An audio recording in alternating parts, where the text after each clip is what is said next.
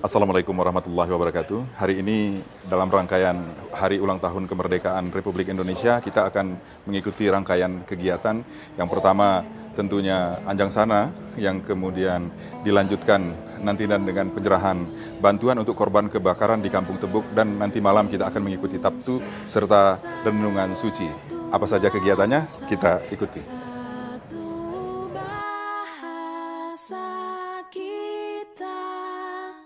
Tanah air pasti jauh.